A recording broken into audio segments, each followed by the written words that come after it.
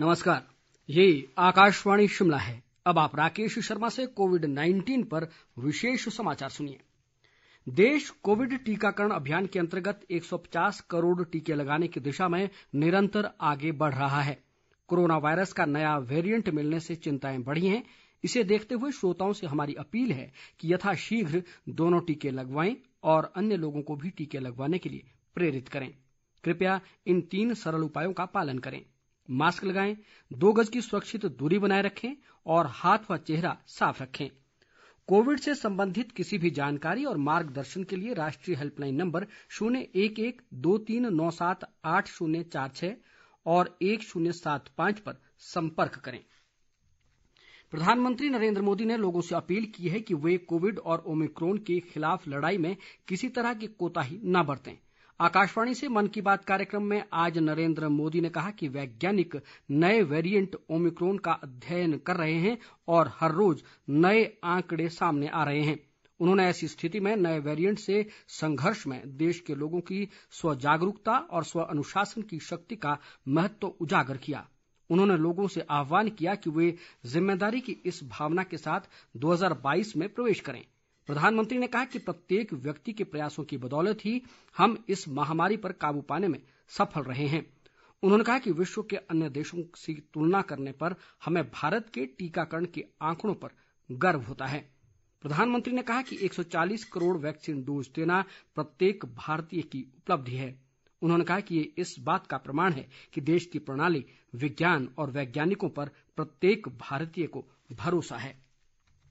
प्रदेश में ओमिक्रॉन के पहले मामले की पुष्टि हुई है। राष्ट्रीय स्वास्थ्य मिशन के मिशन निदेशक हेमराज बैरवा ने बताया कि कनाडा से लौटी मंडी जिले की 45 वर्षीय महिला का 18 दिसंबर को ओमिक्रॉन के लिए टेस्ट लिया गया था, जिसकी रिपोर्ट आज आई है। रिपोर्ट में ओमिक्रॉन वेरिएंट की पुष्टि हुई है। हालांकि महिला का 24 दिसंबर को एक बार फिर कोरोना का टेस्ट लिया गया था, जिसकी रिपोर्ट नेगेटिव आई है।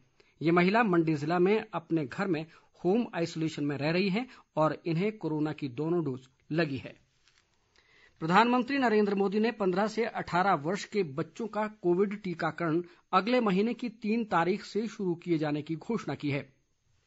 कल रात राष्ट्र के नाम संबोधन में उन्होंने कहा कि इससे न केवल कोविड के खिलाफ देश का संघर्ष मजबूत होगा, बल्कि स्कूल और कॉलेज के विद्यार्थियों की स्वास्थ्य रक्षा में भी मदद मिलेगी। प्रधानमंत्री ने कहा कि स्वास्थ्य कर्मियों और अग्रिम पंक्ति के कोरोना योद्धाओं ने महामारी से संघर्ष में बड़ी भूमिका निभाई है। इसलिए सरकार ने निर्णय लिया है कि 10 जनवरी से इन्हें एहतियाती डोज लगाए जाने की शुरुआत होगी। 60 वर्ष से ऊपर की आयु के कोमॉर्बिडिटीज वाले नागरिकों को उनके डॉक्टर की सलाह पर वैक्सीन की प्रिकॉशन डोज का विकल्प उनके लिए उपलब्ध होगा।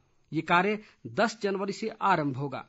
प्रधानमंत्री ने कहा कि विश्व के अनेक देशों में नए वेरिएंट ओमिक्रॉन के कारण कोविड रोगियों की संख्या बढ़ रही है। इस बीच प्रधानमंत्री मोदी ने देशवासियों को कोरोना की चुनौती से निपटने के लिए तैयारियों के प्रति आश्वस्त किया है।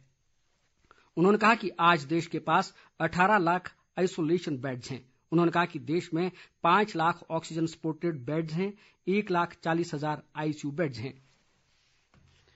भारत बायोटेक की कोविड वैक्सीन को 12 से 18 वर्ष की उम्र के बच्चों के लिए आपातकालीन उपयोग की मंजूरी मिल गई है। भारत बायोटेक के अनुसार कोवैक्सीन को विशेष रूप से तैयार किया गया है ताकि वयस्कों और बच्चों को वही डोज दी जा सके।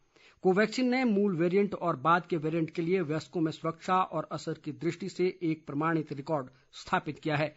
कंपनी ने कहा है कि उसने बच्चों में उत्कृष्ट सुरक्षा और इम्यूनोजेनेटिसिटी डेटा रीडआउट का दस्तावेजीकरण किया है।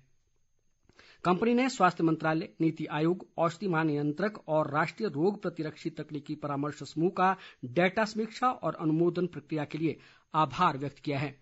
इसके साथ ही समाचार बुलेटिन समाप्त हुआ। नमस्कार।